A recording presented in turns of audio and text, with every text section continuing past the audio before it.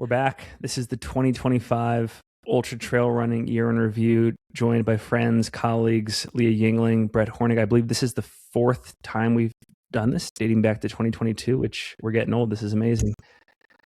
Did this year feel like it went by fast or slow? Slow, I think. I don't know. December got here kind of fast, but I feel like the first 6 months were pretty slow. Yeah, I always feel like it's an interesting question with like tiny children. Yeah. Slow on the daily, fast in the macro. Months flew by, days dragged on for me. If that's possible. I think that's kind of where I'm at. I like Also, that. I was getting 2024 and 2025 like very mixed up.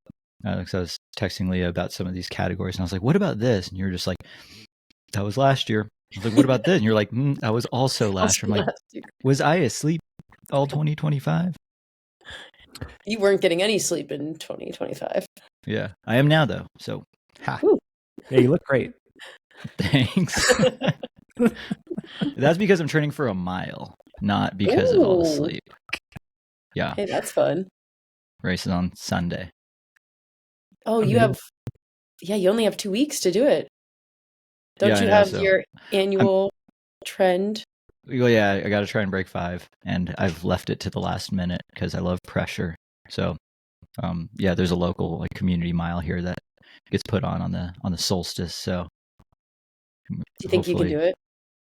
I think I should be able to do it. Like barring disaster, I'm like my workouts have been good, and I think I have a decent buffer. Nice. What's the shoe choice? Dude, I'm spiking up. So that's actually probably the biggest risk that I'm taking is I got a pair of super spikes from Hoka, the like CLO 3LD, and they're just like full PIBA carbon plated spikes. So I'm either gonna be really fast or I'm gonna be really injured. But they're fun. For those that are tuning in, a couple upfront, I would say massive caveats to everything we say here. With all these categories, all three of us have permission to interpret it sort of as we wish. We can go down any rabbit hole we want. I anticipate, due to our natures, that will be very North American biased, probably very ultra running biased, and a few other built-in biases. I'm sure that's just who we are. So embrace the debate, embrace our perspective. First category here is top ultra running storylines of 25. Leah, what is it for you? I feel like there's one that is more the competitive side of the sport, and then the other one's a little bit more like media side of the sport. For me, I feel like 2025 was the year that the top of the sport got a little bit more crowded. So I think historically we've seen like Jim, Courtney, Katie at the top of a lot of these podiums. And I think this was the year that we saw the potential of a lot of other people competing at the top, which I think is really cool to see. I think it shows that there's a lot of potential for 2026 for, whether it's course records or strong racing at the top. But I think we're seeing a lot of people giving other runners a run for their money. Is the logical conclusion of this, if we take this year over year, are you predicting less dominance in the sport over time because there's more at the top? Or still some dominance? Like, I think we're going to see more people pushing the Jims and the Katies to improve. So I don't think Jim, Katie, Courtney, people in those categories can really risk stagnating for a season. They need to keep improving. And I think we're seeing people in those like second and third place podium positions about to force them to do so. It'll take them like 80 miles to win the 100-mile race instead of 40 historically. Yeah, exactly. That's a great one. Yeah. And then my kind of like media side of things was like, I feel like 2025 was the year of the Substack. We're seeing a lot of athletes share their learnings, their insights, their training via Substack. So kind of figuring out what medium works best for them. So maybe a little less Instagram posting, a little bit more other forums, which I enjoy reading the long form. I wrote that down too, that written media felt like it made a little bit of a comeback this year. Like I read more race previews this year than in the last decade, perhaps. Same with athlete race reports, which was nice. I agree. What'd you have, Brett? So I thought one of the biggest ultra running storylines of 2025 was that this was the year of the pregnancy deferral. Ooh. Hey, that was my next point on there. Well, yeah, I'm sure we're going to have a ton of overlap, which is why I tried to write down like 3 or 4 for each. Yeah. But yeah, I thought the year of the pregnancy deferral was cool. I mean, it made for a very exciting like Western states, like golden ticket chase. It just added a lot of good commentary, and then ultimately led to our women's Western states champion, like because of that. So it's like, what a cool like conclusion to that chapter of the 2025 Western states. Okay, I had 3. By the way, that last fact there about how MK's deferral opens the door for Abby Hall, incredible. You cannot script that more perfectly. So cool. Yeah. And she's got the opportunity to repeat now. Yeah. I had 3. I'm going to break my. I said I was going to do 1. I'm going to break my own rule here. I have 3, and they were all ongoing throughout the year. They kind of ebbed and flowed as the year went on. I feel like throughout the year, the professional side of the sport was debating the utility and the worthwhileness of pacers, and we heard it discussed at Black Canyon. We heard it discussed at Western States. The no pacer view was sort of reinforced by how things are conducted at UTMB. And you've even seen race directors in the sport, including myself, who are thinking like, for our own races, what do we do? What direction to move in? And I don't know if anything is going to change next year at any of the more consequential professional races, but I felt like that was at the forefront. Did you guys have any thoughts there? I feel like you kind of nailed it. I'm like, I don't know if anything's going to change. It'll be interesting what will happen. I feel like it only is going to take one of these races to change something for it to just totally topple over. And like, who's going to be the first big race to do that? Yeah, I think so often the debate ends up being, especially on the American front, should we have pacers allowed at these golden ticket races for the elites who are running at the front? So that might be Black Canyon and Javelina specifically come to mind. And I know there's been conversations around those recently and in the PTRA chat as well, just talking about, the differences between American racing versus other racing abroad and kind of like the cultural dynamics that come with it. But it also is something that makes racing in the States different and special and unique. Can't say like I agree with having pacers at the 100K and 100-mile distance for golden ticket races for the top of the field, but I do think it's an interesting conversation, and I think we'll probably see some changes in the next 5 years. To me, the other undeniable storyline was how widespread the discussion around agents was. It just exploded. We've talked about it on the show for the last 4 or 5 years, but I feel like it really hit this inflection point in 25. And you looked at people who were, having their days, people like Will Murray. One of the first things that they think about is like, do I agent up or do I do this solo?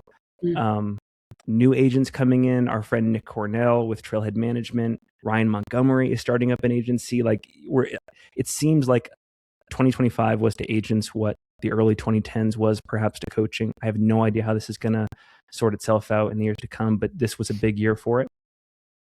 And then the last one I wrote down was just there were a couple of key moments where doping in sport was brought to the forefront. Unfortunately, Joylene after OCC at the beginning of the year, Stian reemerges. How do we reintegrate him into the sport? So those were my 3. Those are some pretty solid storylines. Yeah, the agent one was super interesting. That I'm like, is making money in trail running like a thing now, or is it still a false fallacy to those who are like really in it? Like, are these agents becoming agents because they're showing like you can make a living in this sport and I'm going to help you? Or is it like I'm going to become an agent because I might be able to make a living in this sport, so you're going to help me? That's a good question. I think something that makes me think of as a theme in the sport is more people are making a career out of the sport who aren't just professional runners. So I'm thinking about like you guys, Mike as a photographer, Nick Cornell as an agent, people like that who are using the sport to make a career out of it. And I guarantee you, 5 to 10 years ago, you didn't think you could probably be semi-supporting your family off of what you're doing now. And I think a lot of people could say that. And I'm sure like professional runners in the sport, yeah, that's one avenue. But I think the way the sport is growing with brand involvement too is allowing other people, like coaches too, just like coaching has exploded as well, being able to make a career out of it. This episode of the Single Track Podcast is brought to you by Precision Fuel and Hydration. One of the biggest nutritional shifts for me has been dialing in hourly carb, sodium, and fluid rates based on sweat rate, race conditions, goals. And what I really appreciate about Precision's role in this is that they don't push a one-size-fits-all product. Instead, they start with their fuel and hydration planner, which takes a few minutes to complete and gives you a clear, personalized plan for your next race or long effort. If you've ever wondered, am I underfueling, overhydrating? Why does this fall apart late? That planner is the best place to start. If you want to check it out, go to precisionhydration.com/planner, or just use the link in our show notes, and you can use the code SingleTrack for 15% off your first order as well. Thanks to Precision for supporting the show and for bringing some much needed clarity to ultra running nutrition. I'll lead us off on weirdest stories of the year. I've got 2 here. The first, other than the obvious one, which I'll save for you guys if you guys want to touch it, the Black Canyon course cutting scandal. That was a good one. That was insane. I can't believe how much traction that got. I mean, we talked about it very extensively on the podcast here. But yeah, it was over what, 10th 14th place. It was 14th place at Black Canyon. We're not talking about the podium. We're talking about 14th place here. 14th place? 14th? I completely forgot about that one. That was a good one. Yeah, that was a good one. That was crazy.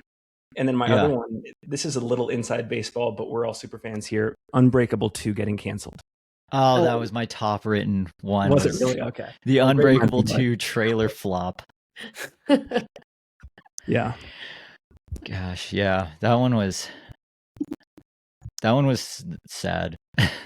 It was also like almost like, I don't know. I saw it as like an unfortunate foreshadowing. I was like, why are we pumping this before the race happened, before the fields have been finalized? Like, it's just going to cast a layer of bad juju over everyone. And I'm not superstitious, but I'm just a little stitious. And I don't know. I did have another one written down. What'd you have? Go ahead. The Arizona Monster 300 and shitting in buckets. Oh, Home yeah. Depot. That was good too. I had Home Depot sponsorship. I had Michelino being pardoned by Donald Trump.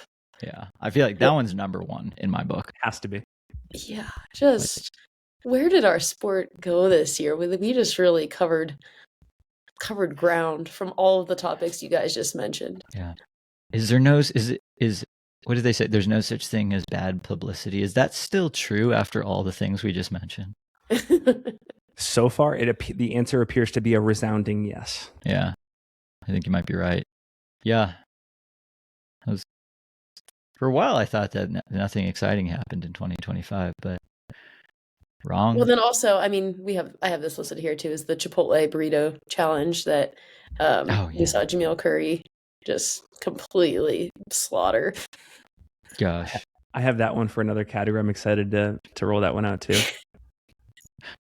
Let's get into individual performance highlights, leading off with male and or female breakthrough performances of the year.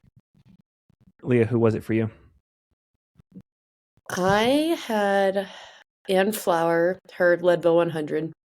Ann's been such a strong runner over the years, running often 50K distances, racing a lot in Moab, kind of the more understated races, and she took down Ann Trayson course record at the Leadville 100 and did so in her first 100, making no errors out there, which was amazing to see, especially in a debut 100.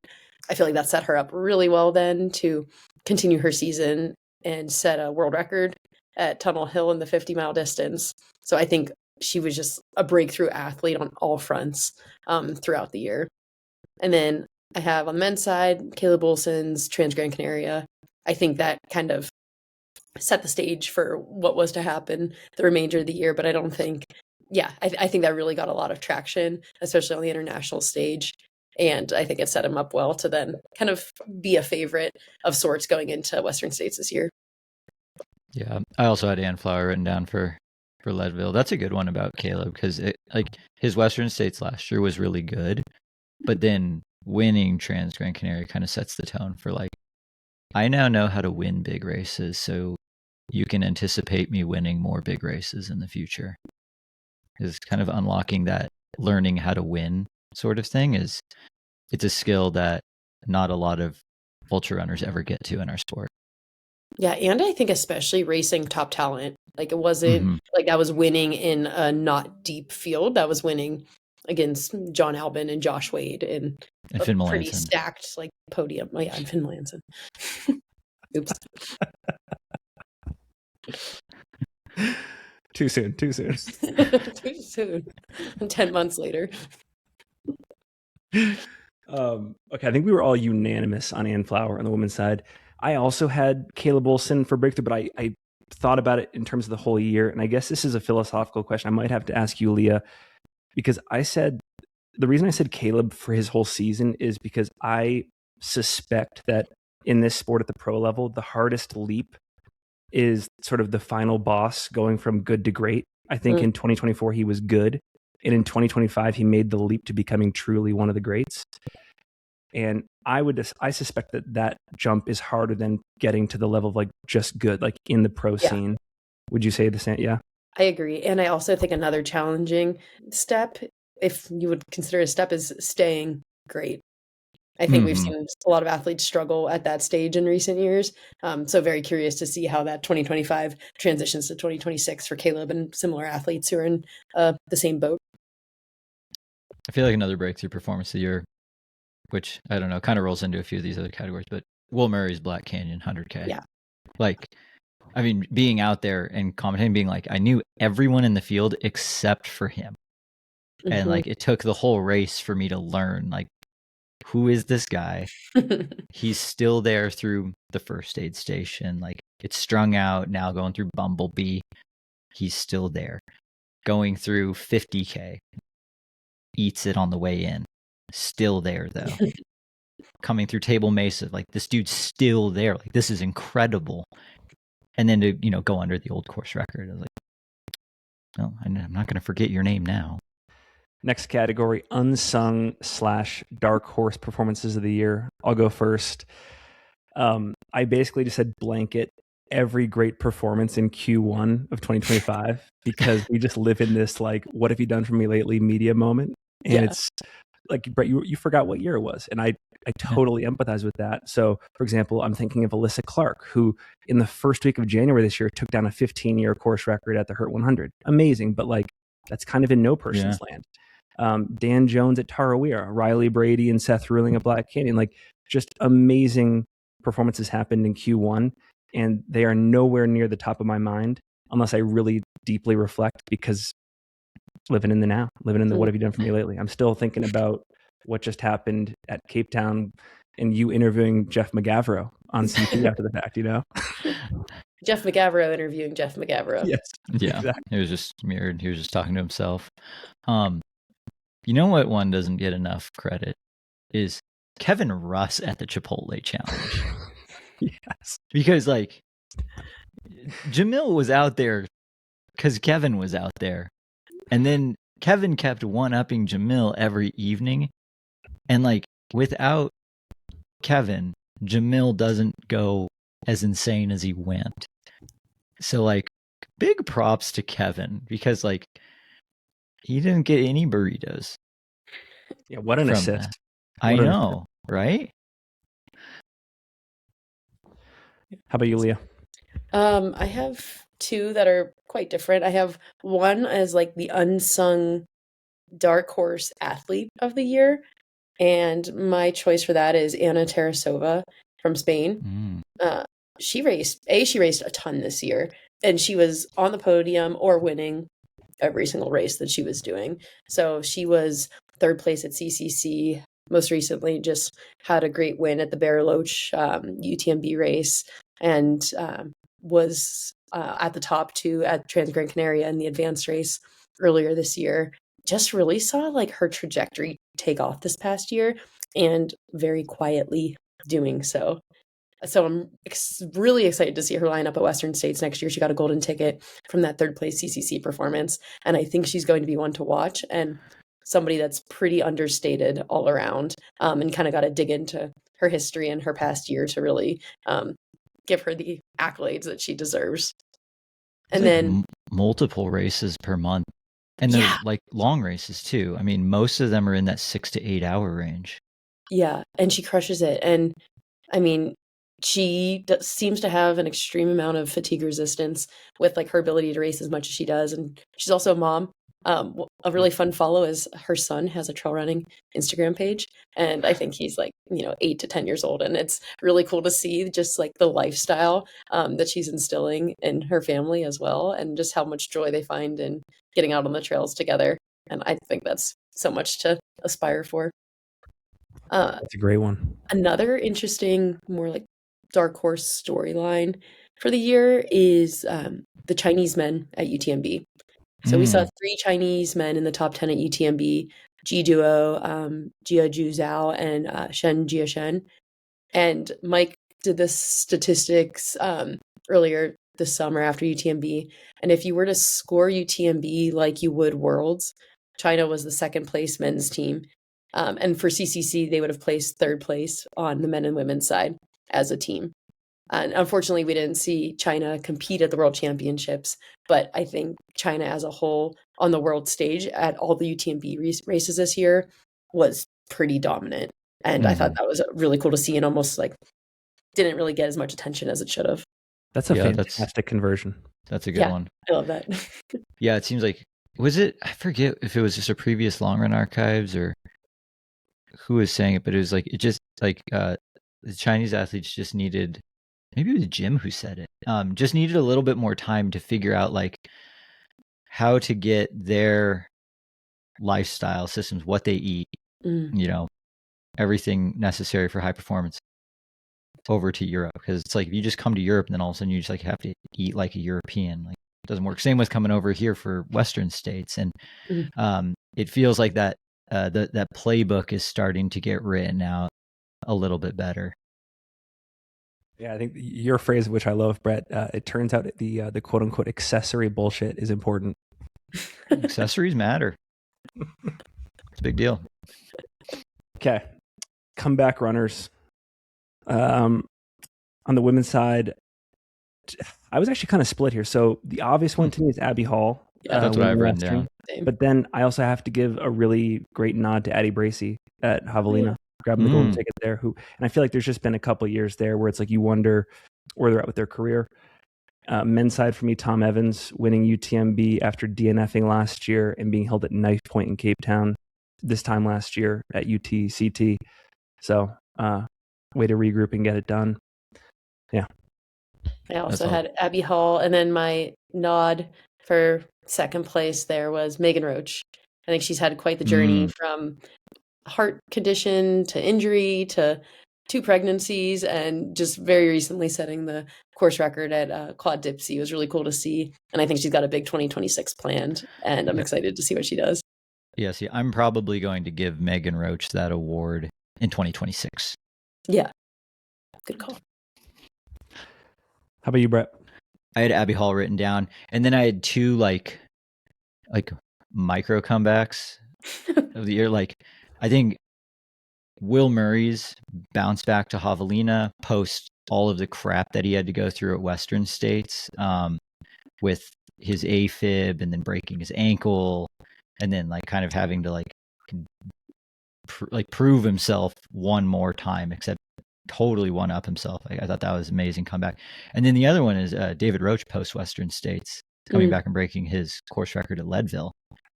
Because listening to his Western States episode, it was like, man, I wonder how long it will take to get back to like pre-Western States high performing levels, and it didn't take that long.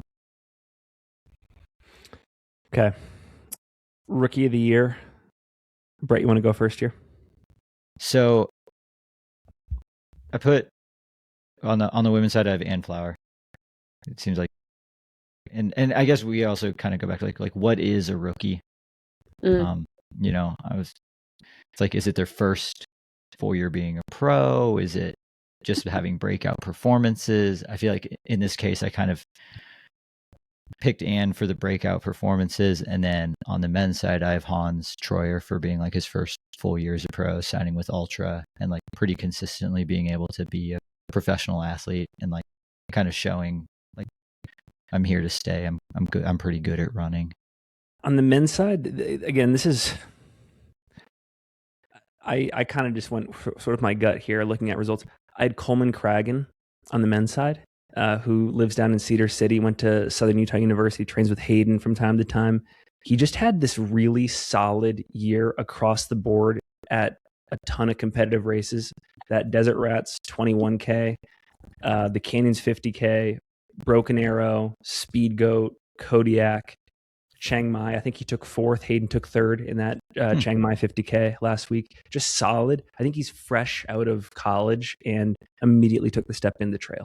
So like kind of a true rookie in that sense. And yeah, this is literally the first time I'm hearing this name. Great name too, right? Coleman Cragen. Yeah. Huh. Okay. Amazing year in my opinion. That is a good year, yeah. Mixing it up with the greats, you know? And then I put Ann Flower as well for Rookie of the Year, but again, similar to like I think Mary Denholm, who I put a year or two ago, like has been in the sport for a little bit, just has dabbled more on like local, less competitive racing scenes.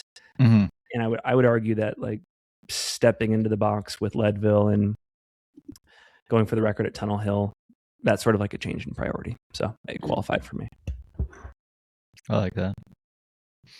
I struggled with this one. I put Will Murray just because he felt like a relative like unknown on the scene. I would agree with that. Yeah.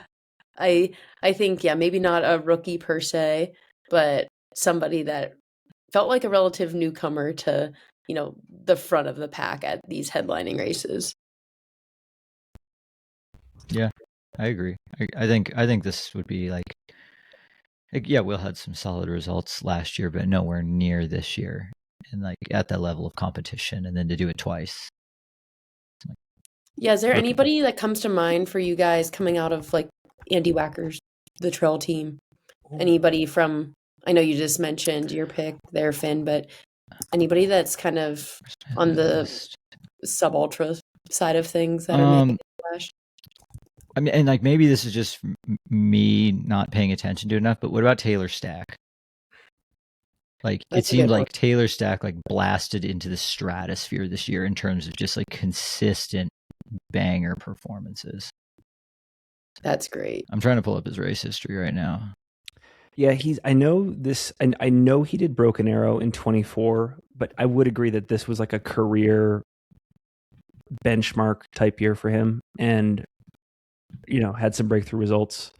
I'm looking at the trail team stuff here now. A couple names that I recognize because they're local here to Utah and their future is so bright. Like, again, these are fantastic names. Hawk Call. Oh, yeah. Legit. I'm trying to recruit him for the Buffalo Run right now. Devin Pancake, who, you know, went 1-2 with Adam Peterman 2 years ago at Antelope. Like, these guys are crushers. And again, it's tough to say because it's been kind of strung out over the last 2 years. So it just kind of depends on how we're defining rookie. But yeah, I think, Leah, great question, because I do think some of the trail team stuff is working here.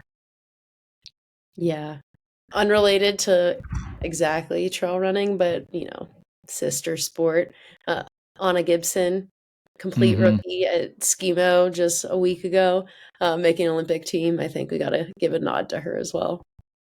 That's one of the best storylines of the year. That actually should go into storyline of the year. It should. Category is Kim Smith too. Yeah. Yeah.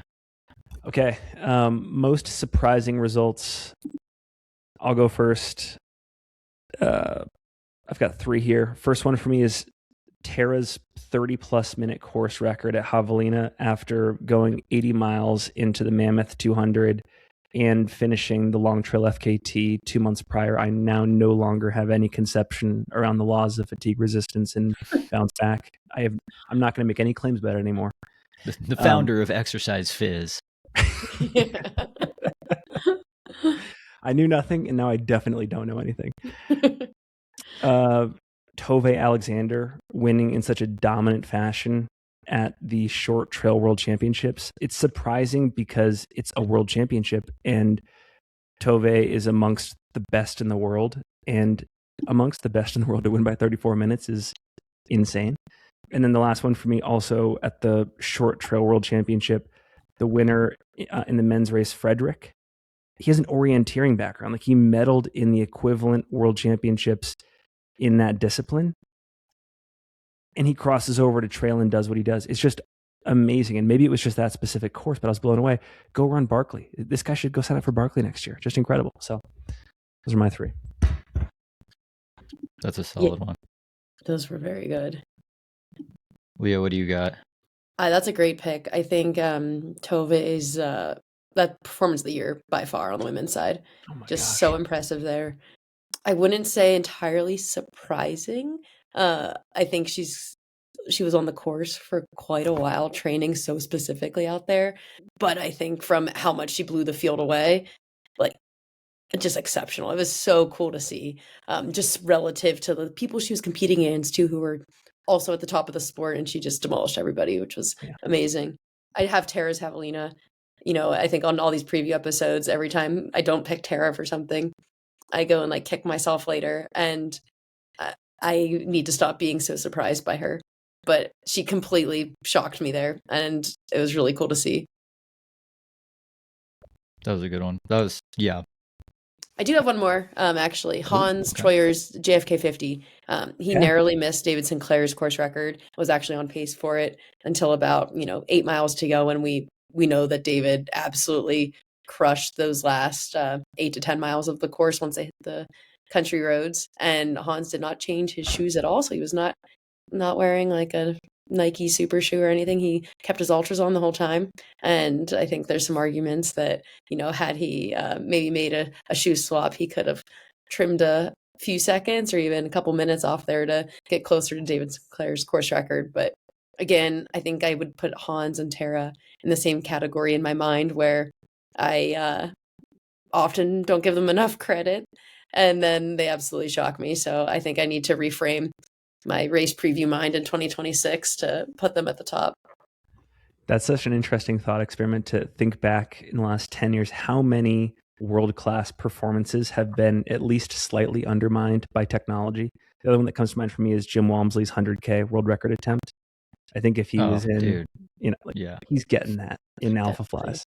Yeah. He would have broken 6 hours on that day had he just been in whatever Nike was cooking up. Like, I think they had an Alpha Fly at the time. Yeah, it was 21. Yeah, no, I ran in both shoes at the time, and I was just like, dude, those guys are effed.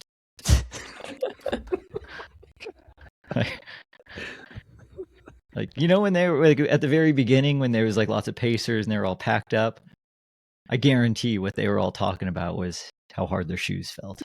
Ugh. Key overall race highlights. We're going to start with race of the year. Wait, I didn't get to give my surprising result. Oh, I'm sorry. I'm so sorry. Go. I wrote down 1 because it says pick 1. Rachel Entrekin's 7-hour course record at Cocodona. Yeah. Like the day 1 to day 2 shock of waking up and hearing that like Courtney had dropped. Rachel's in the lead. Rachel's now like a gazillion years ahead of second, but then like not letting off the gas at all and just like completely destroying the course record was surprising to me, because I was really curious to see like what this matchup was going to be like, where the race was going to go, and then just the way that it unfolded and kind of set almost like the level of expectation for like Rachel's performances for the rest of the year, and then for her to deliver upon that a few more times was really cool to see. But yeah, like that massive of a course record was surprising to me.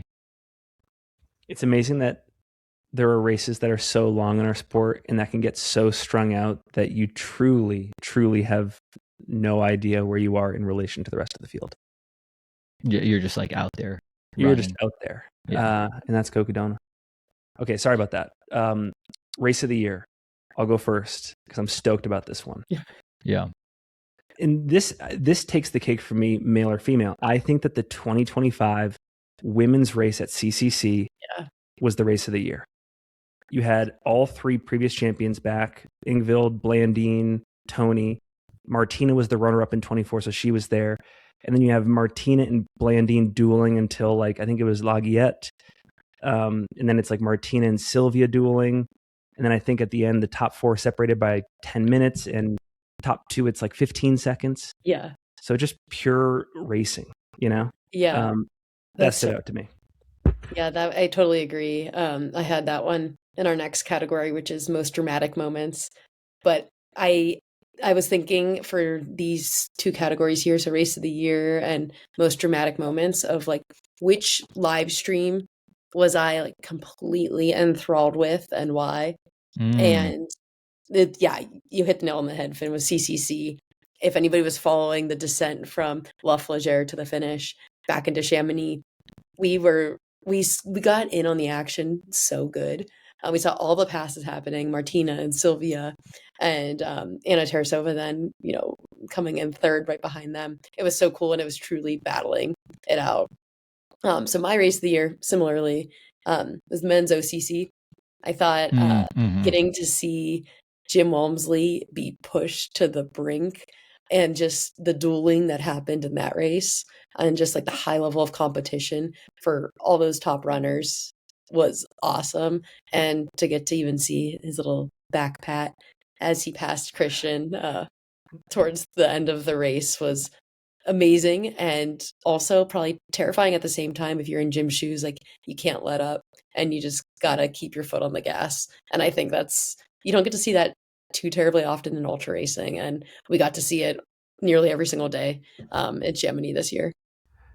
Yeah, and one thing that stood out to me with OCC is they had to reroute the course fairly last minute, I think due to weather. And I'm trying to think of the aid station. There was a lot of disasters. Yeah, there were some aid station malfunctions and stuff just not being there for the leaders. And so a lot of this too was who could troubleshoot best and sort of just make do. Yeah, Jim getting passed at the last aid station, because I remember they had a camera on him and he's filling a bottle and he just watches Minogio go by and he was just huh. The amount of nonchalantness was watching, I was okay, either Jim's completely blown up and he's not leaving this aid station, or he's going to win. Mm-hmm. It didn't seem like there was no amount of urgency, but I couldn't tell which direction there was he was going. But yeah, that made that one a really fun one to watch. Yeah. I wish I'd gotten to watch the Western States live stream this year. Yeah, same. Well, you guys were doing the Lord's work making it possible. Getting to watch it in person is very cool, but you miss a lot actually by being out there. So much. Yeah. For what it's worth, Brett and we got on the live stream to call in M2 onwards through F10, and we both looked at each other and we're what's been happening in this race today? We have absolutely no idea, because we've been out on the course in various positions. So completely agree with you, Brett. Being out there is one thing. Consuming the live stream is an entirely different thing, which they're equally fun, but challenging. And we did both get to watch. So the men, I put for my men's side, I have Western States on the men's side, because I'm acknowledging the bias here. Both of the races that I picked, I was there in person for, and I got to experience Western States this year in perhaps one of the most unique ways ever. Getting to follow Cam the start up the escarpment, and then attempting to follow Caleb and Anthony out of Forest Hill, and then getting to sit at the finish line and call in M2 to F10 with Leah. Super unique, many different viewpoints. Yeah, getting texts from you at Pointed Rocks being I might make it to the booth. Caleb's going to come through, but it's going to be tight. We don't know if he's going to win still. I was this is amazing. We were stressed out. That was... Whew. And then like you have to figure out parking down at Placer High. But that was very fun. I had one more honorable mention for this category, Finn, for Race of the Year, was women's Sierra Zanel. And yeah. So most impressively there. So Katie Scheid ended up getting second place. And that was 3 to 4 weeks after Hard Rock there. Just absolutely showcasing her range. And like Maud Matthews was in third place, and it was Caroline Kimutai from Kenya in first place, just 3 minutes ahead of Katie. And stacked race all around. Sears and all always is. Anna Gibson was back there in the top 10 as well. And just to see Katie kind of leave her forte, which is, the longer distance stuff, and drop it down in distance and show that she can put on a masterclass of a race at absolutely any distance was incredible. And I don't think there's anybody in the sport right now that can do that like Katie can. Yeah, like that was a prime Kilian Jornet level turnaround. Like that's the only person that comes to mind for like being able to do something like that, like what Katie did. I wrote down watching Katie's Hard Rock run was really, really cool because all of the chatter was around like basically the ghost of Courtney's course record and Katie being way under it, and then Katie looking pretty bad in Uray. Coming up out of I forget the name of the dirt road there that I think Governor's trying to throw up. I'm like the record just kept slipping, and then I think she became like even with it. And it's like, oh, she's gonna lose it by like an hour, and then to just like come back to life and just start racing Zach Miller the last few hours. I was like, this is incredible, because I forget what time it was that she needed for the last section. We're like, oh, she needs to do it, and she did it like 30 minutes faster. Yeah, it was like unreal fast. How I think she had the fastest split for the last like 5 or 8 miles of everyone in the field. So and like you normally don't see people come back to life at Hard Rock. Like once you start to fade, like sometimes people like slow the fade, they like stop the bleeding, but they don't like improve. But for Katie to like have a big long dip and then all of a sudden really rally and then crush the course record, it was like, that was cool. That was incredible. I feel like we've covered a lot of the ones in this next category, but I have most dramatic moments written down here, and a lot on my list you guys have already touched on. This dips into the FKT realm, but I've written down Jeff Garmire's self-supported FKT, especially the last 5 to 10 days of it. If you follow the scene like I do, there is nothing is ever in the bank. You can't take anything for granted. Things can fall apart by the minute, by the hour out there. There were other equally compelling efforts happening this past year. Christian Morgan, who fell apart late. John Kelly, who fell apart very late. John Kelly, extremely competent in these types of scenarios. In a lot of ways, Jeff was coming from behind, and it just wasn't always in the bag, and he ended up going under what I think is the most impressive FKT in our sport, which is Joe McConaughey's. It was, I think, a 9-year-old record, which when he said it was under Scott Jurick's mark and Carl Meltzer's mark, just incredible time. So got to give Jeff a huge tip of the cap. A lot of stuff fell this year, and this was a big one that fell. Very dramatic. That was dramatic. Mic drop. Yeah. I know. I did not mean to do like a mic drop, but I literally acted excitement, just like mic drop. Like, I'm out. What do you have, Brett? I have David Roach's Forest Hill arrival, Forest Hill departure, and then Forest Hill re-arrival. That's really a deep cut. I thought that was very dramatic. And another one was like, I didn't get to see it in person, but there was, when I was like walking between Cal 1 and Cal 2 because my GoPro was overheated for the live stream and I was overheated, there was like one opening where all of a sudden I got phone service, and the like Western States live stream like WhatsApp group just rang in all these messages. And I think there was a bunch from Skylar that was like, David came in, he doesn't look great, but he left, he's good. Oh no, he's walking back. oh crap, I think he's done. And like, I had to hear it that way as I'm like just in the middle of Cal 1 to Cal 2. Because as far as I knew, he was going to be catching me and I was going to be running in with him because I think I dropped all the way back from M1 to M8 between Forest Hill and Cal 2. On purpose? No. Nope, not on purpose. Live stream, it looks like I did it on purpose because everyone got some nice camera time, but that was just me getting dropped by everyone. But it sounded like that whole scene there. Not too many people come back to Forest Hill, and especially with like just how much hype David had around the race, how many fans he has. It sounded like a pretty big deal. So I wrote that one down for a very dramatic moment of 2025. Right. That's a great one. Yeah. Okay, mine is the 24-hour World Championships Team USA women's lineup in the last hour. The final hour, the 24th hour.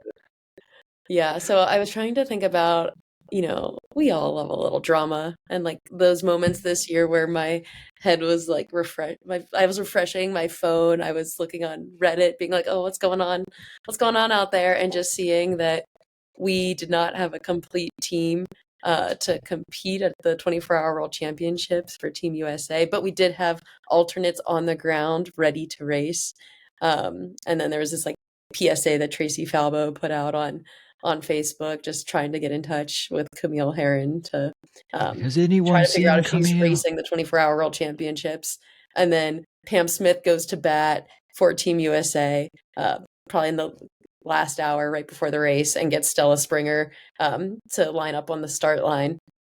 Really cool opportunity for Stella, who had traveled all the way out there, but man, that felt like some good drama. I can't believe Team USA fielded a full team. Yeah, I know. After all that, like, yeah, it was a journey to follow. Yeah, that was a wild, like, I mean, it wasn't even just like 12 hours. It was like 8 weeks of announce the team, so stoked to run. I don't know, maybe not. It was a saga to find it. Yeah, that's a good one. Those are fantastic. Let's do one more in this category. Okay, I'll go first here. Best undercard race. And when I say undercard, I mean like it's sort of below the UTMB World Series, Western States tier of competitiveness, meaning, etc. On the men's side, I have the Lavaredo 120K, the men's race specifically. If you recall, Ben Demon, Josh Wade, Anton Charvelin, who won this year's TDS, Tyler Green, Andreas Reiterer. Like, this was a lot of people who were in the mix, at least early on in the finals at UTMB this year. Really stacked men's race. And it seems like, I don't know. Well, okay, I'm gonna save my thought there. But anyways, that was a great field in my opinion. Really rare undercard race. And then on the women's side, I've got the Speed Goat 50K women's race this year. You had Jen Lichter and Emma Cook-Clark both go under a course record that stood there for a while, Anita Ortiz, and then Grayson Murphy and Jasmine Lowther and Robin Lesh sort of right there on the other side of it. This, by the way, is a race that I would love to see live streamed in the future. If UTMB is going to deploy live stream resources somewhere, there is reliable 5G connection at Speedgoat up there in Little Cottonwood. This would be a fantastic race midsummer to live stream here in the States. I would watch that. Good views. I would watch that for sure. Yeah. Where'd my notes go? I have 9,000 tabs open. The women's Black Canyon 100K really surprised me with we saw the start list and we're like, this field is very good. But then once the race happened and just the amount of like elite performances that came out of that, especially looking back now at the results and seeing what a lot of those people did through the rest of the year, I was like, yeah, there was some like now certified heavy hitters there. And then the other one where I didn't really have one on the men's side until I started just poking through old results. The men's Canyons 100K. Yeah. In my head, I thought it was kind of thin. Maybe that was just because Francesco won it by so much. But then like just looking through the results, it was like Francesco, Hans Troyer, Hannes Nomberger, Jeff McGavro, Ryan Montgomery, Gavin Pryor, Jupiter Carrera Casas, Cody Lind, Rod Farvard, Eric LaPuma. Like that was our top 10. I was like, wow, that was a world-class race. Yeah. I don't know. I didn't like appreciate it enough at the time. But looking back, what's a more impressive gap? Tove's gap at World Champs or Francesco's gap at the 100K Canyons? I think Tove's still. Like Francesco's was incredible, but it wasn't World Championships. Like we're talking about the category of best undercard race right now, and Worlds was not that. Yeah. I think my choice for this category, I can only really think on the men's side, but maybe I have like a okay pick on the women's side, but is Chianti having the 3 UTMB champs line up against each other. So Killian, Vincent, and Jim all go head to head there last year. I thought was a headlining race that we weren't exactly expecting. Yeah. I think if Jim hadn't already had an entry to the 2025 Western States and it was them 3 with 2 golden tickets on the line, that would have immediately thrown into like most dramatic race of the year for me. Totally. Okay, let's get into sport economics. First category here, biggest brand wins. I struggled here, but I didn't. Okay, I've got two. I've got two. I've got Caleb winning Western States right as ACG launches. Yeah. Yep. And then I've got Tom and Ben going 1-2 at UTMB as ASICS gets more serious in the trail. Mm-hmm. Those are the same 2 I have. And a question I have is a hypothetical here is, had Caleb not won wearing his Radical Flow Air shirt, and had Nike and ACG all had kind of flops of races at Western States, where would ACG be right now? I don't think they would have as big of a push.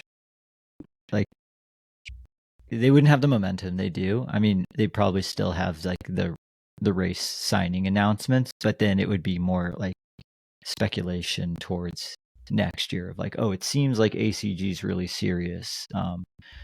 But one thing, as you mentioned, ACG and kind of their announcement, Caleb with the pear shirt, Western States, and then Tom and Ben, ASICS, UTMB. One thing I feel like Nike did a lot better was capitalize off their athletes' good performances and roll that into like big marketing campaigns. Because, I mean, Finn, you and I were both at the running event just the other week, and half of Nike's booth was ACG. And within that, it was mostly a Caleb Olson museum, but a lot of it was like shoes, maps, stuff from the GPT 100, like, which is so cool. That was catering to the hardcore trail fans. That was awesome. Well, and that also just shows that like they were willing to kind of flex things in and out of their booth all the way up until the last minute. Like historically, I've seen companies like ASICS be like, this is our marketing plan. This is what we're doing for the next 12 months. This is what we're going to have at TRE. And like nothing that can happen in the next, 5 months leading up to TRE can change what happens at our booth.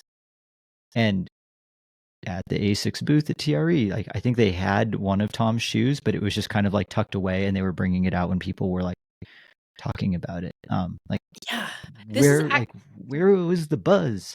This is interesting because you look at UTMB, you look at Ben and Tom's performances there, and I think like the coaching aspect did better.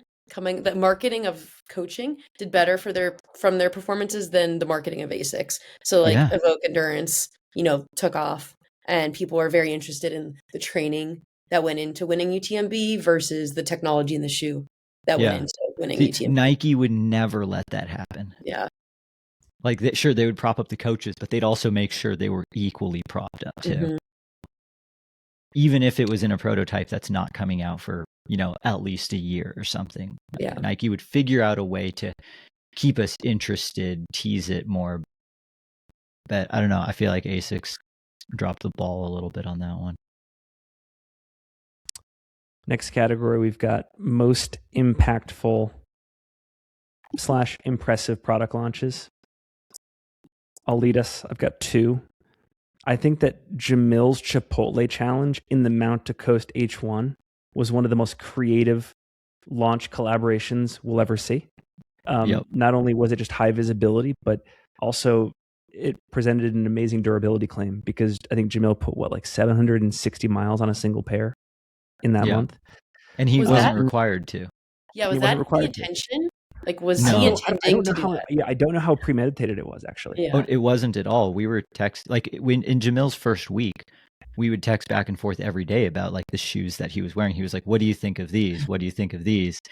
And then, because he was getting shoes from brands like airdropped to him, like every day. He was like, "Oh, Hoka just sent me like these. Nike sent me this." And then he was like, "I got this prototype from Mount to Coast, and it feels really good." And I was like, "Well, I don't need to tell you anything more. Like, if it feels really good, just wear that one."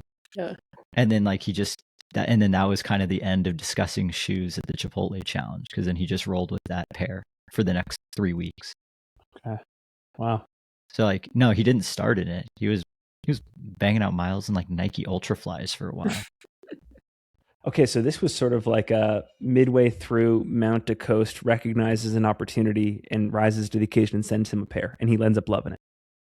Yeah, and I don't know if they sent it to him specifically for the Chipotle challenge, or they just sent it to him as like, hey, you're like, I mean, they do a lot of business together. Like, here, try this out. You're good at running. And then Mount to Coast sees like, oh crap, he wore this shoe that's a prototype that doesn't come out until, when did the H1 come out? August or something like that? September? Yeah. Like it's not coming out for a while, but I guess we got to just like let people start talking about it. And when we got the shoe, when they did the unboxing, front and center was that newspaper like celebrating his achievement. So that they capitalized on it, I guess, after the fact. Yeah. I think they did a good job with that. I hope Jamil got paid. Other one I had, and again, I don't know if it was successful, but it was admirable, was Kilian Jornet literally putting the brand of Normal on his back and coming over to the U.S., doing the vertical at Broken Arrow, Western States, and then the States of Elevation, and setting a bunch of sub FKTs like Norman's 13 and stuff in the process. I have no idea like what the ripple effect will be, but that's a lot for one athlete, and I feel like he intentionally came out here at least with some motivation of it being like, let's get this American market going for our footwear. Yeah, totally. Yeah, that was like the Normal Awareness Tour 2025. And then meanwhile, I'm over here just being like, man, I wonder how much his bike is going to auction off for, because I think that's what they did. And I was like, dude, that Trek is sweet. Those are my two. I had ACG and Mount to Coast with the burrito Chipotle challenge written down, but like, yeah, I mean, I feel like never in a million years. I mean, of course, Nike was probably like, on a perfect day, Caleb wears the Radical Airflow shirt and he wins Western States. And what did Drew win? Lavaredo, the 80K on the same weekend. Is that what it was? The same weekend, right? Yeah. Same weekend. They're like, perfect scenario. Everyone wins. And we just get to blanket blast like all this media. And then it happens. It's like, damn, dude. Good job, Nike. Way to sign Caleb. Way to get him to wear Radical Airflow. Cool that it works. I only pushed back. I bet Caleb wins the race, even if he's wearing not Radical Airflow. But love to see the tech out there. Yeah. And then to just roll that into, UTMB with all the big brand activations they had out there. Great momentum for ACG. I think related to Western States was Chris Myers snorkel across the river, decked out in Precision branding. I think Precision really knows how to show up at events. Cue the water bottle sip there, Finn. Good job. Yeah. They know how to show up. They show up from a support standpoint, but then they also know how to brand themselves, know how to brand their athletes gear. And I think Chris wanted to show that he was serious about Western States, but also willing to like not be so serious, and did a little snorkel across the river. And I think that was pretty impactful because it got eyes on it, and then probably also got a few more people to take in some precision. Totally. I mean, what? Caleb, Chris, and Jeff McGavro, all precision athletes, and that's 1, 2, 4 on the men's side at Western States. Huge showing. That's massive. And the I loved seeing the amount of crew support that they had for their athletes as well. And I love their post-race Instagram numbers recap where you can see Caleb took in 98 grams of carbs an hour and drank this much fluid, and makes me think that maybe if I just do that, I'll win Western States. You will, Brett. Yeah. Okay. I just got to get in. Exactly. Leah, starting with you here, free agent signing of the year. I was trying to rack my brain about when David Sinclair was signed. If it was before or after JFK last year. It was it counts though. It was supposed to be not announced until Jan 1, or it wasn't official till Jan 1, but he was wearing Kraft stuff. Yeah. Okay. So I think that totally counts. Yeah, I agree. I think Riley Brady going to Nike this year was a big one. I think Riley was somebody that was pretty focused on getting the right brand partnership and waiting for the timing to be right. And I think through a few years of kind of waiting it out, having great performances, that was the ticket for them. Mm-hmm. That was a good one. I had Katie and Germain. Oh, going to On. Yeah, that's a great one. Because this was another one of those ones where it was like, did this happen this year or last year? And looking back on Katie's Instagram, it didn't get announced until about April. Oh, so I have another good one I just thought of, was Sabrina Stanley to OnlyFans. Yes. Oh, that's a really good one too. Yeah. Yeah, that one might be the one that one probably got the most, I don't know, most social media awareness. I feel like that one kind of blew up on the day of its announcement. This is kind of a deep cut, but the real ones you guys will know. I was really impressed with Ultra signings and re-signings this year. So Hans Troyer, Kareth, Tara, Jade, all 4 had incredible years, and all 4 were either signed or retained this year. From 24 to 25, that's what you mean? I think so, yeah. Okay. And I'm curious to see how the women's ultra team develops over the next few years, but that core 3 of Jade, Kareth, Tara is pretty legit. Yeah, seems like they've got some momentum. Yep. Another one that I thought was interesting. The Dan Green to Solomon after Cocodona and before Western States. Because it seemed like we had been kind of scratching our heads a little bit about what is Solomon doing in North America? Because it seems like their team was Courtney and Marianne, and then all of a sudden it's hey, Dan Green, you just won Cocodona. Why don't you sign with Solomon? And I was like, what? So that one seemed way out of left field. I mean, he beat the Solomon athlete.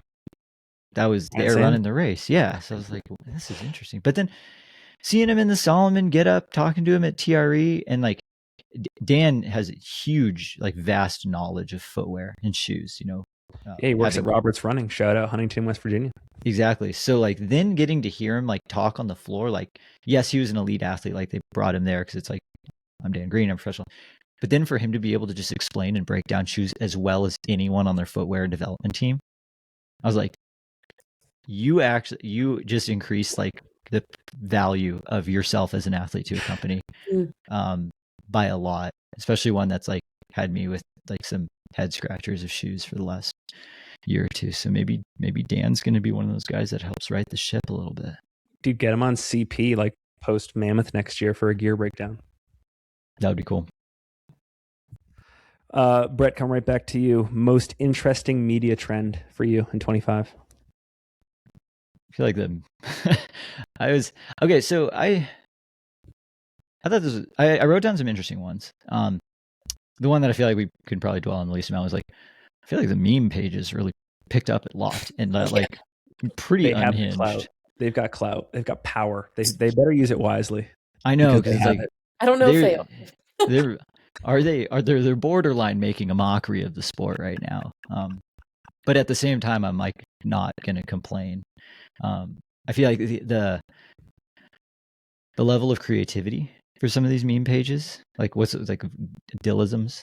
Oh, so good. So good. The guy that was making the David Roach parody videos. David Poach. Yes. Like those were just, not just your standard picture with words on it. Like higher effort level memes. So that was an interesting media trend. One that like we kind of less athlete pre-race interviews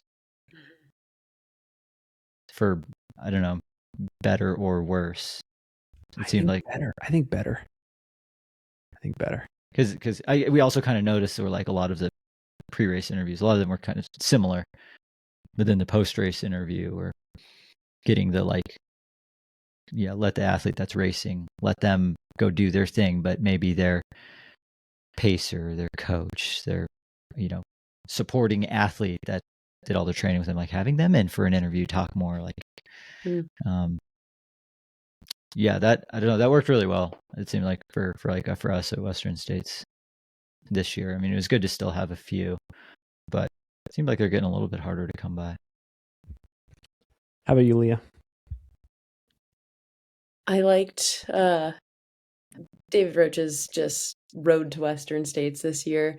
The videos that went into that, the fans that he acquired through that, the reach that he was able to have like in the sport and outside the sport, it was pretty unmatched. And I'm curious if we'll see anybody do something similar to that in the future, because similar to what you were saying, for better or for worse, it was huge for getting more eyes on the sport, more eyes on the live streams in general. And it was impactful, whether you're a David Roach fan or not. Like he did a great job, and all the people behind the scenes working on those did an amazing job. And I think, is it just today that he has a video of his javelina coming out too? Yes. Oh, that's a good one. I wrote down the continued separation between pro and influencer events / spheres. And the reason this is top of mind for me is, so it's December 15th. Troy voting closes tomorrow. Troy is a relatively open system. So the average fan can submit a ballot, participate, pros and cons to that. The URI system, it's more closed, pros and cons to that. I'm seeing a lot of ballots out there in the wild. I follow Hans Troyer on Strava, and he published his ballot today. And there's a whole comment section debating like, his ballot and who should be left on, left off, stuff like that. And it's, again, because, I feel like us three, we're sort of in like the pro bubble covering that part of the sport. But there's this whole other bubble that has its sort of representative athletes that are revered and they have success on their scenes. And like we're seeing that clash happen in Troy ballots. So you're seeing it's all opinions. And I think I think we very well could see a top 10 Troy list that has a healthy dosage of more influencer oriented athletes, as well as like your Jim Walmsleys and your Katies and your Calebs. I do think in the future something has to give. And I don't know what the answer is.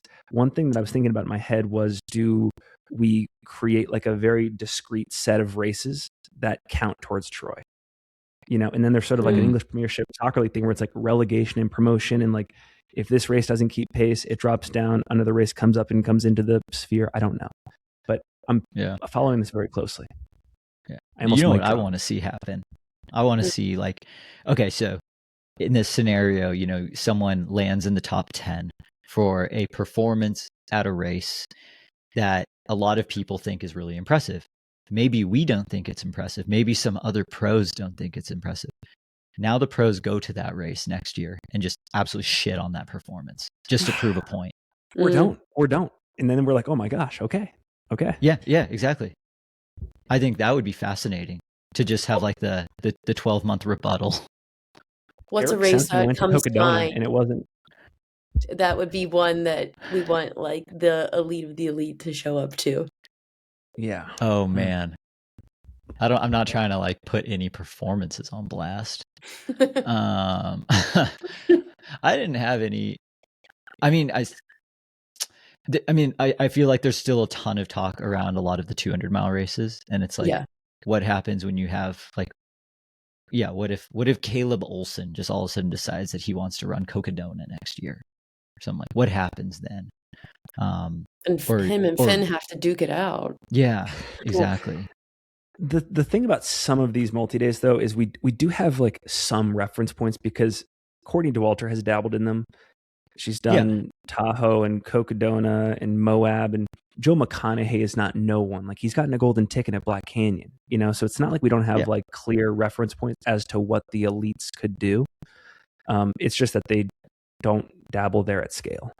Mm-hmm. Yet. Yeah, I want to see more. Yeah, okay. So, but that was just one example. Like, I would love to see a higher depth of field at something like Leadville. Mm-hmm. Like, that's one of those races where you get like one person time trials it like each year, and it's like, what if there's 15, and they were like went for it. I want to see the likes of like Jim Walmsley and Francesco Pupi go to Javelina. Yeah, something like that. Like, let's see that sub 12.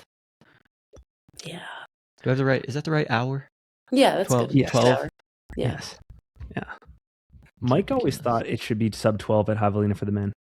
Yeah, I think Good so. call, I think we're Mike. getting closer. I mean, that is so fast, but I would like was that Jim's interview with you, Finn, this year where he was saying, like, based on gap paces and things like that is possible. Yep. Yeah. Yep. It's just nobody's done it yet. Okay, I want to make sure we get to a lot of the voting and prediction stuff. So maybe we pick 3 in the training, nutrition, tools category. Let's do, starting with you, Brett, most interesting performance trend. Most interesting. Where's that one? Oh, that was at the bottom. No half-assed winning at big races. Like the people who won the big races this year were all in on those races. Focused. Yeah. Right? Yeah.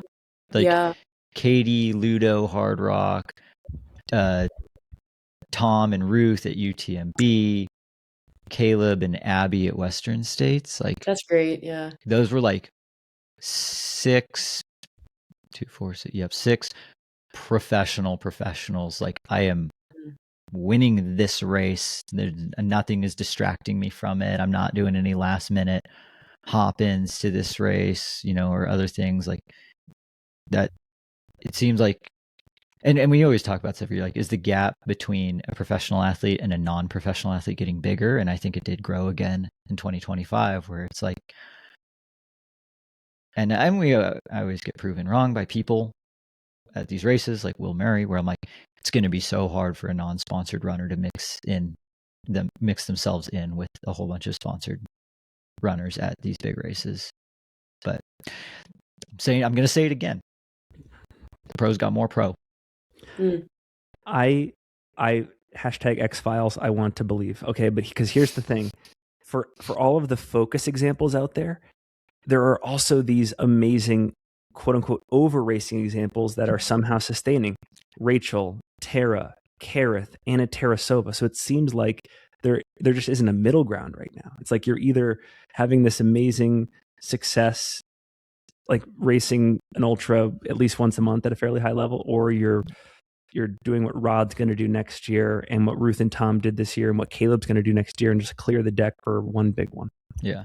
See, like, well, I want to see, and of course we always screw this up. Will Tara be able to do that going into Western States? It's like, she's already got the double on deck. And it's like, can you double anymore?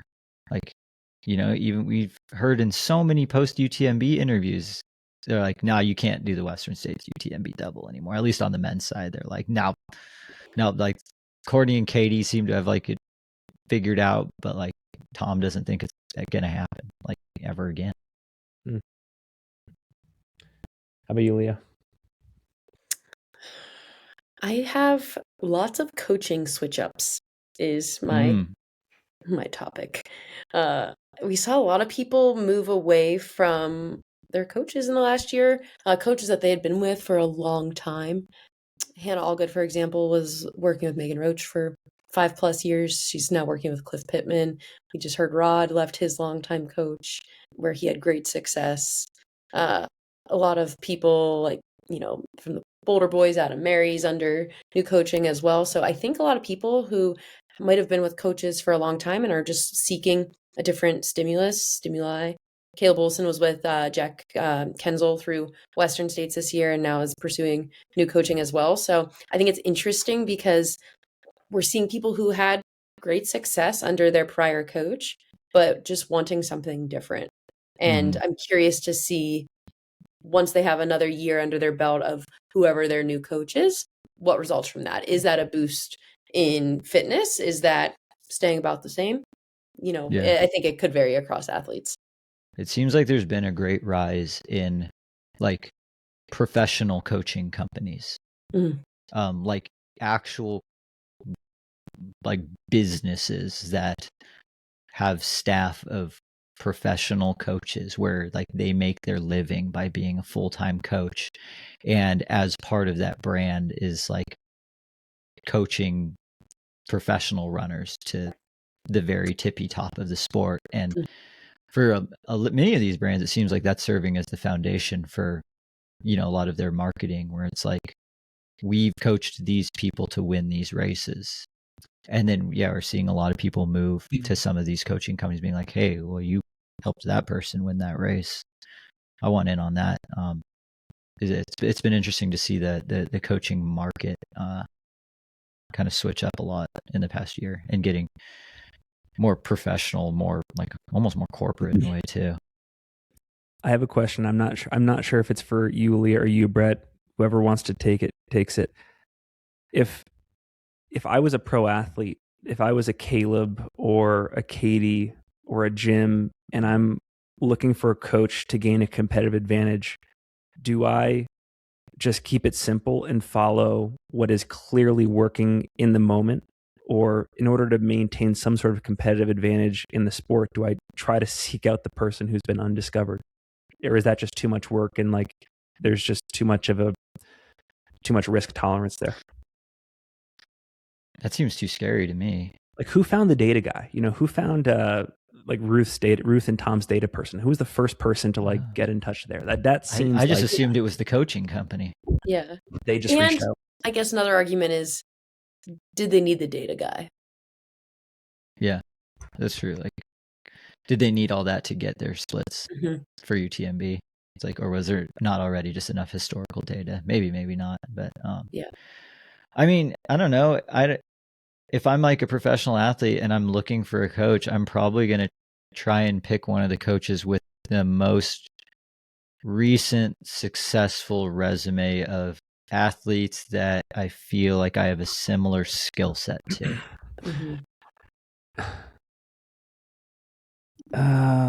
Let's combine this one. Either most interesting tech or nutrition trend.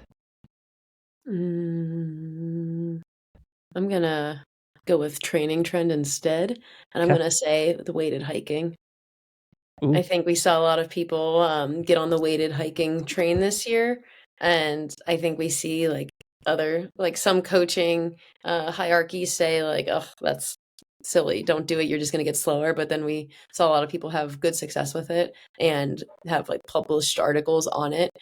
So I think the verdict is still out about how successful it is for your training. I think not every athlete will thrive with that, but I do think it serves some purpose for certain athletes. And we saw a lot more of that this year. And I think if you're like a swap athlete or you followed swap athletes over the last couple of years, and my Strava has been filled with a ton of treadmill doubles this last year, like treadmill uphill doubles. So we're seeing a lot more of those like double threshold style days make their way to ultra running. Yep. I wrote down the use of like the pain cave. Basically, like there's definitely still the group of like run a lot outside, but there is a much bigger increase in people who are hopping on the bike for doubles or workouts. Leah, like you said, uphill treadmill. Like I feel like there's been way more treadmill use and indoor bike use this year than any of the past years. Yeah, and like having heat stimulation or simulation for that training as well. So I remember just like following Western States training this year of people and looking at Strava and being like, this all looks disgusting. I don't want to do any of this. This looks miserable. But everybody was doing it. So it's really interesting to kind of see what stuck for some of those athletes and like what led to success, how much was too much. I think we heard Rod say that on the Free Trail podcast last week of just like almost trying like one thing at a time to figure out what works. And yeah, I think we saw athletes dabbling in a lot this year. Yeah. Training for Western States isn't fun anymore, huh? No, it doesn't look like fun. if you want to win, sir. Well, like how long before if you want to win any of these races, training's not fun anymore. Because I've been getting, I don't know why my phone's algorithm has just been throwing me a cyclist retirement announcement after announcement, and there's been so many cyclists who aren't that old who've retired this year because they said the level of training required to be on these teams can't do it anymore. Like I just can't do it. It's too robotic. It's not riding bikes. Like they're like, I'm not that kind of person for where the sport has gone. And I'm curious, will trail and ultra running get to that point where you got to just be like the robot if you're winning these races? I hope not. I hope we have a mixture of robots and humans racing each other, coexisting. Yeah, but curious to see where that goes in 26. Okay, I'll take technology here. I wrote down two things. First one, for tech trends, just go to Killian's Instagram, click on who he's following. Whatever Killian is following on Instagram that no other pro athletes except for Brett and Conversational Pace are following, go click on those companies. Chances are there's probably something there that's interesting to test, like Calibre. I think it's Caliber. I like Calibre. It's got to be Caliber, Finn. Please don't ever say that again. I'm pretty sure it's not Calibre. That's why we haven't gotten any of their fun masks. Yeah, if you're listening, Caliber, you're like, oh, you're talking about us. And then the other thing I wrote down was I wrote down radical airflow, but the follow up here is, assuming there's not too crazy like a patent pathway here, how many apparel and shoe brands will follow suit with some sort of equivalent technology for their athletes? Satisfy might argue that they did it first. Sorry, I didn't mean to laugh. No, that's fair. It'd be an interesting trend to see how holy shirts get in the next year. When I had Jeff McGavro on Conversational Pace, one of the things that he said after Cape Town was like, I'm not sure how much I want to invest in heat training and just invest more in making sure my cooling logistics on race day are really good. Because he said like he did so much less heat training at Cape Town versus States, even though like the UV index at Cape Town was higher than States, but he performed just as good because of how well he was just able to stay wet and stay cool. So he was like, as far as my body was concerned, it was 60 degrees out. Why do I need to be heat trained for that? And when you think about taking away that stress on your body during training, it's probably more valuable to have more training. You can run more. Yeah. I totally agree with that perspective. So I thought that was interesting. I'd never really thought of it that way, of just like, what if I just run more and then just make sure I am dialed on race day for cooling? I mean, I could see the scenarios being different if there's like a no ice rule, but that's not a thing, especially at Western States. Okay, let's go to votes and predictions to close out. Leah, who are your male and female ultra runners of the year? My male and female ultra runners of the year. Are we talking like voting like the magazine votes, like top North American? North American. Uroy. Okay. Yeah. Katie Scheid and Jim Walmsley. Pretty definite. So for you, there is no debate between Jim and Caleb. It's very clearly Jim. I think so. I think had Caleb had a a podium performance at Worlds, it would have been a different story.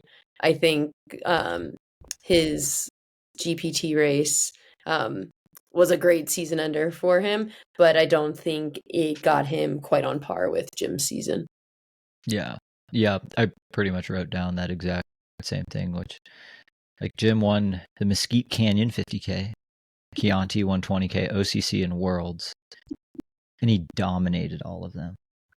I mean, some would argue that he didn't dominate OCC, but I kind of feel like he did because he just hopped into it kind of last minute, like messed around, spent too much time at aid stations and still won the race.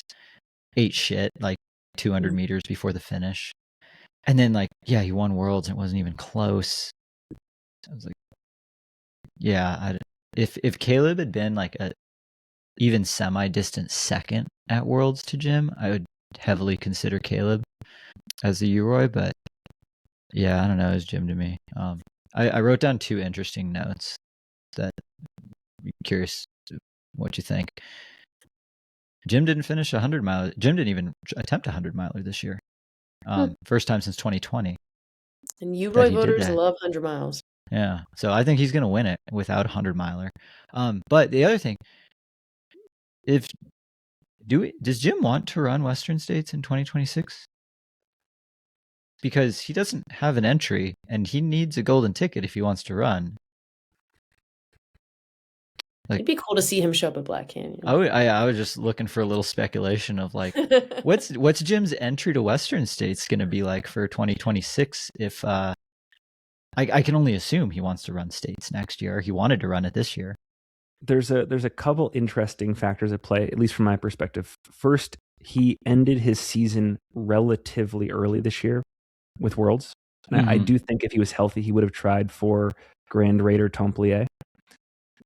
He had to have that surgery, I think, or the PRP injection, something like that. So he was mending, I think, for a lot of October. Right. And then this is the last year of the original course for Western States. That Wilderness Reroute's going to happen, I think, in 27. Oh, yeah. So there's the last chance to break the old course record. Yeah. And so, is that an incentive? I don't know. But then, I mean, he's had less success at UTMB than Western States, and he had that famous quote on our show about just like collecting, wins at all the key ones. And I don't know, maybe there's more work to do at UTMB, and they've spent so much time in France. I don't know. I'm just throwing out all the rationales here. Yeah, I think. But I had Jim and Katie as well, and I think if Caleb had a better result at Worlds, there's an argument.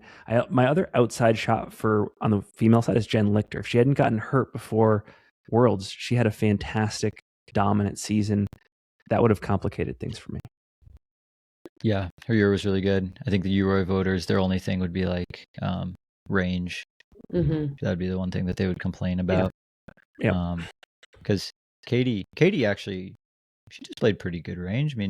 I mean, Sierra Zinal doesn't count towards Uroy, but like Worlds, Hard Rock, and Madeira. Yeah. Those are all actually pretty different races. Completely. Troy, who are your male and female trail runners of the year? Brett. Dude, I suck at Troy so much. I kind of hate it. And that might be Brett's hot take of the episode. Is like, no, that's a pretty warm take. Yeah, lukewarm take. I have such a hard time comparing like a Remy VK world record versus a, Francesco CCC win. It's similar to like the end of the track season, like track and field athlete of the year, like you have like someone who won the 10K and then like Ryan Krauser in the shot put, and who was better, especially if they both broke the world record. It's like I don't know, like they're too different for me to like really compare. So with all that being said, I'm just giving it to Francesco Pupi. I thought his year was great. I thought he had an awesome full year racing all around the world and hitting up a bunch of different distances, and like I don't know, just kind of showing masterclass after masterclass of racing and like coming out to canyons and just ripping this course to shreds. Like he gave the poison oak Francesco. He Chuck Norris to that poison oak. Yeah. He sure did. So Francesco's my men's Troy. Okay. I think I'm giving Katie Scheid the women's one. This is where Sears and all gets activated. Because then we get to add Sierras and all. Like she won the Uroy, and now we get to add Sierras and all, just as like the sprinkling in of like just a reminder. If I could compete on like the Golden Trail World Series circuit if I wanted to. Totally. And I think if you're even thinking of her Sierras and all with the context of Hard Rock 1 month prior. And all the Hard Rock training. Yeah, mind-blowing. Absolutely mind-blowing. Yeah. So I'm in sync. I've got Jim and Katie as well for Troy. So for me, Uroy Brett and had Troy. Francesco and Katie for Troy. You're saying you have Jim Troy? My picks are in sync. I've got Jim and Katie, Uroy, Jim and Katie, Troy. Oh, I'm with Brett over here. I got Francesco and Katie. Nice. Really? So Francesco wasn't a stupid pick. No, I feel like that's a reasonable one. Nice. Okay. He's my trail performance of the year. I feel like for Canyons. For Canyons. Yeah. What was Francesco's best? What was better, his Canyons or his CCC? Or neither? See, I think it was his Canyons. For me, the performance of the year came down to his 100K at Canyons versus Remy's VK. And yeah, Remy's VK is going to get a lot of votes. The other one that's interesting, like performance. Like last year, David Roach Leadville won Trail Performance of the Year, right? Mm-hmm. He broke his course record this year, so like ipso facto, he should win it again. But I feel like it won't. I feel like it won't either. What do you think's going to win? Actually, do you think Remy's VK world record will win? No, I don't think it will. It should be very strongly considered, but I think because the vote here is democratic, I think it'll lean more towards name recognition. I'm trying to figure out. I don't know what's going to win. Like, will it just be Caleb's Western States? No. I don't know. What's going to win? I haven't submitted my ballot I think yet. Killian Korth has as strong a chance as Remy at getting Troy. I've seen him get the most, people on the interwebs have been going to bat for Killian Korth more than anyone I've seen. Which this is the sphere thing popular ballot. About. Yeah. Interesting.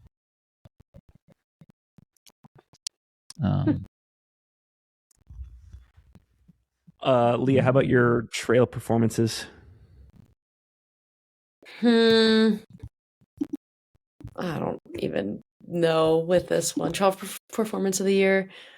I'm with Brett. I think Remy's VK it's just hard to put into context, honestly. He did it in a helmet. Yeah. That's perhaps my favorite part. Like, I say it's hard to put into context. It's actually easy to put it into context from the VK perspective. Like, we know what historical VKs have been, and we know who have done those. Therefore, what he has done is good. I think it's hard to put in the context of other performances. I think, I'll stand by that for men's performance of the year. Women's performance of the year, I have no idea. Tove? Oh, yeah. Yes, 100%. It's Tove, right? Yeah. Yeah, that unanimously. Because I actually, I don't think there's anything else I don't think there's anybody else that beat the field by that much of actually like good competition like she did. Yeah. No, it would have taken, I don't know what it would have taken. Like if we were going to try and compare that dominance to like some other ultra races, like what would it have been? Here's a question because if we think Troy is a semi-popularity contest, do we think Katie's world performance would beat Tove's world's performance because Katie has higher name recognition amongst North American probably. stars? 100%. Will Katie's Hard Rock performance beat Katie's Worlds performance? I don't think it's Hard Rock versus Worlds. Yeah, it should not. I think her Worlds was considerably more impressive. I think her Worlds was better. Yeah, for And sure. I think her Sierras and all might have been the best. Yeah, I think she would probably agree with that too. I'm only lamenting the fact that we are having this very beneficial discussion on the eve where voting closes. Yeah. I think this will probably Have you come out. submitted votes yet? I have. All my picks are in. Oh, I still got to lock mine in. I haven't even put one in yet. This is helping. This whole episode, I think. Good. I also want to shout out another trail performance. It's an honorable mention, but Leah, it is your Fantasy Free Trail CCC ballot this year. I nailed it. That was good. I had, I think, the entire women's. Did you win? Top. Did you win? Yeah, I think you won, right? Did I win? I might have won. I think you won. I had the women's top 5 perfect, which I was pumped with because That's pretty amazing. That was taking a risk because the top 3 returning winners all did not have good days. So wow, I was proud of that one. Yeah, that's pretty impressive. Yeah. Okay, let's close. I'm going to condense some of these for 2026 predictions. We're going to have 3 categories. The first one is athlete breakout. Which athlete do you believe will have a quote unquote breakout season in 26? I'll go first.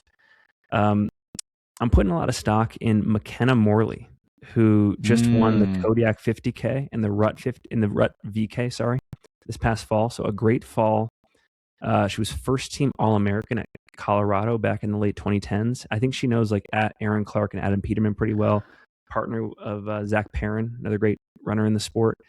And it sounds like she's focused pretty intensely on OCC next year. So I am really excited to see how her 26 unfolds. She's my breakout prediction. Runner for ASICS, I believe, right? Yeah. I think. So, nice. ASICS trail. Yeah, Brett. Breakout. So this one, people would be like, really? This is going to be your breakout person? Rachel Entrekin, because of some of the races she's going to do in 2026. I feel like that's been the only amount of pushback that the internet has given her in 25 was I want to see her do, well, it seemed like most of the internet wanted her to get into hard rock, but, I don't know if she's made her racing schedule public yet, so I'm not going to say any of the races, but it's some ones that they're more competitive. So I'm really curious to see her. Will she just continue to dominate those races too? She's now got professional contract with Norda. She's got that additional help on that side of things. So I'm really excited to see what Rachel does in 2026. We're going to need to see her do more than just beat the greatest of all time, according to Walter. We're going to need to see more than that, Rachel. I'm sorry. Yeah. She's going to have to do it again. So for this one, I've got Molly Seidel, Black Canyon 100K. Ooh. That's a really good one. I think she's going to be a good trail runner, guys. And I think Black Canyon, her training looks awesome. I feel like she has good guidance. She's been coached by Cliff Pittman. And she's been getting in the Grand Canyon a bunch. And yeah, I don't she's based in Flag. Right now, yes. And I don't think she's going to be one of those runners, like the road runners that convert over to trails that struggles. I think she might nail it. And she's actually running trails right now. That's the other thing too, is we see all these road runners that are like, I'm going to run Black Canyon, queue up a training block of no trail running. Yeah. Whereas Molly's hitting up the canyon. It'll be interesting. I don't know if I've seen any runs of hers out on the Black Canyon course yet, but I'm sure she'll be able to scout every inch of that course before race day. Yeah, and I think we'll get a good idea of how she'll fare on some of the more technical trails after she runs Bandera 50K in a few weeks here. Oh, yeah. It's fitness is no question. Totally fit enough, aerobically fit enough. The speed is there. That's a no-brainer. She'll be the fastest person to have run Black Canyon. But then it's just how do you then utilize that on the trails? That's probably the biggest question mark. Mm-hmm. Okay, this next category, you can make a bold prediction either about Western States, UTMB, or Hard Rock in 2026. Starting with you, Leah, what is a bold prediction you have for one of those 3 major events in our sport.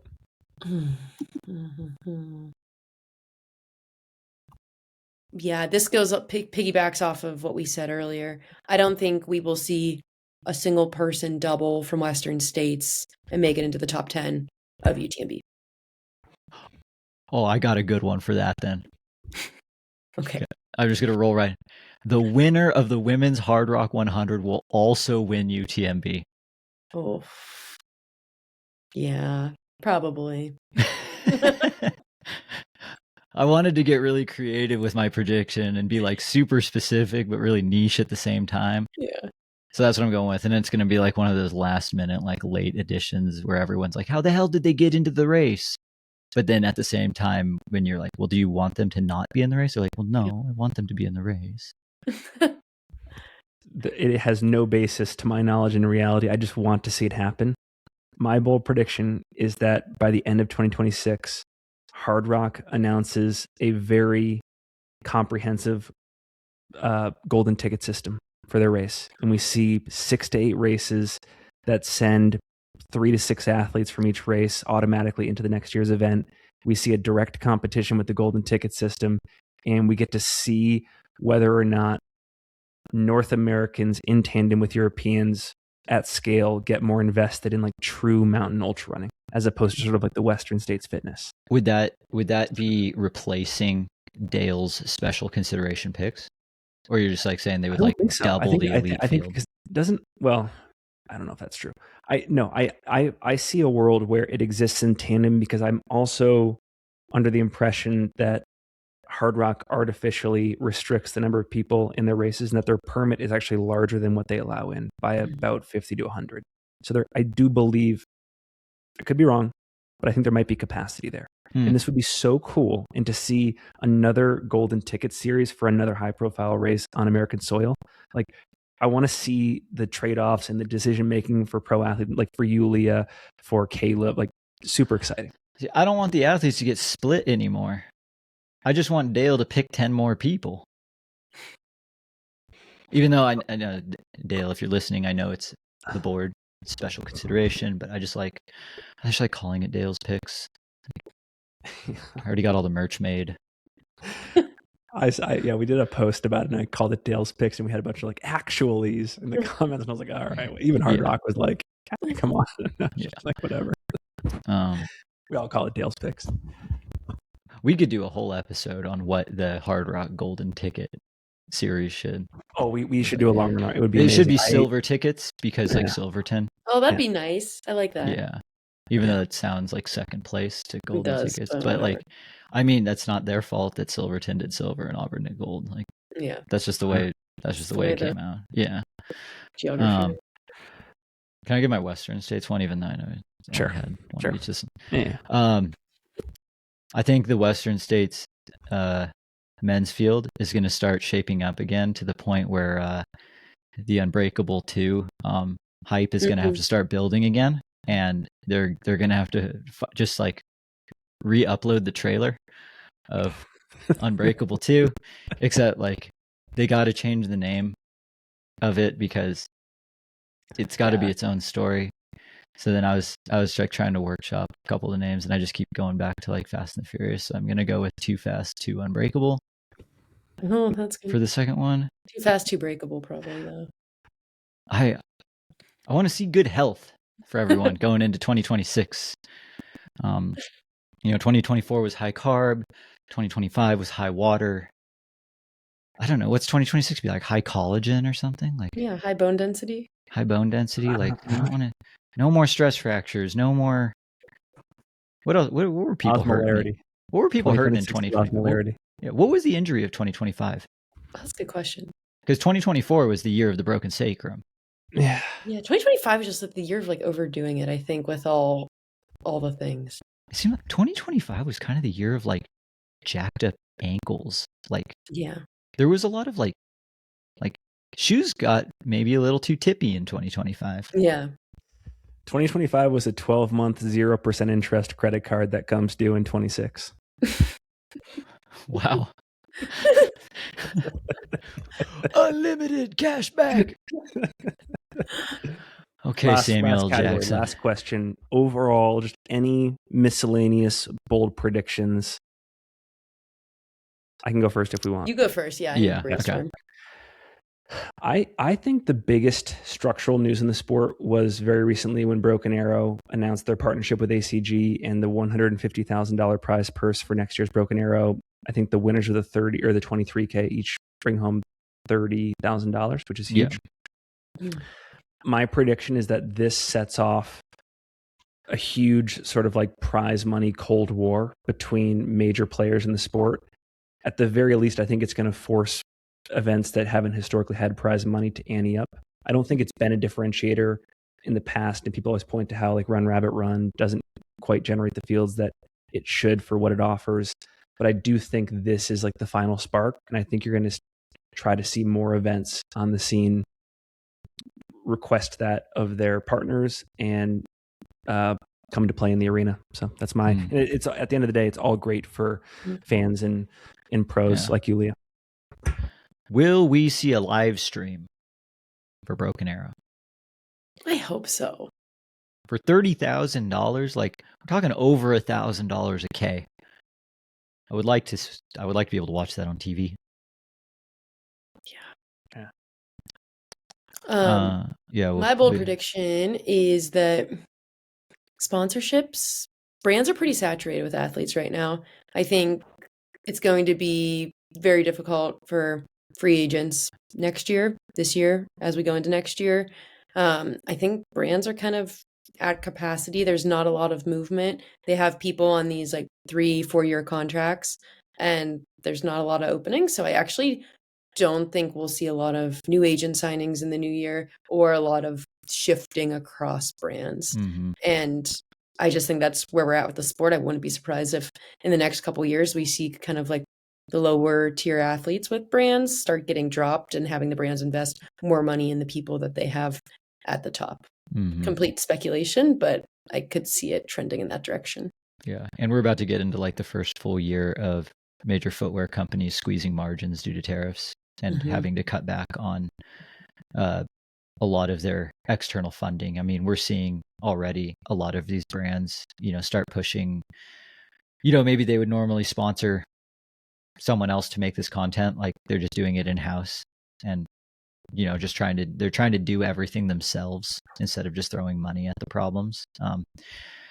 Seems like the only company that still has money to throw at the problems is ACG and Nike right now, which maybe this is going to give them that leg up in 2026. But it'll be really interesting to see what kind of like content we consume going into 2026 is like. Will it be less? Will it be more? Will it just be different? That wasn't actually my bold prediction. That was just kind of riffing off, Leo, what you said. Mine's like a little bit, I don't know. It's an interesting one. I think the crew traffic situation at Western States is going to get not solved next year. I think because of next year, it's going to get solved in future years. I think next year is the year when an elite athlete gets totally effed because their crew like doesn't make it to an aid station and their whole race gets blown because of the traffic to either Robinson Flat or Michigan Bluff. Probably Robinson Flat because there's no system. Anyone can just drive up there. And more people want to just spectate the front of the race. But I mean, we've all been up there. We all know how non-existent parking is and stuff. So like, I think some top athletes race this year is going to get ruined as a result of that. And it's going to be super unfortunate, but it's going to change things for the better. We should have some investigative reporting at Robinson Flat, like talking to the crews right after the moment it happens. Yeah. Maybe you're there with the jetpack. Or they're like walking down the road and they finally get to their car. They're sprinting up with their coolers and they're just like, yo, they already went by it because they're 15 minutes under course record splits. Well, guys, this was an amazing conversation. I appreciate you both. Wishing you the happiest of holidays. For those that are listening, watching, tuning in, what did we get right? What did we get wrong? Let us know. Historically, we've sent fan mail to at Run Single Track or at CP. Maybe this year we send it all to at Trail Network. So send it my way. Yeah, send it to only Leah. The good stuff though. Thank you both.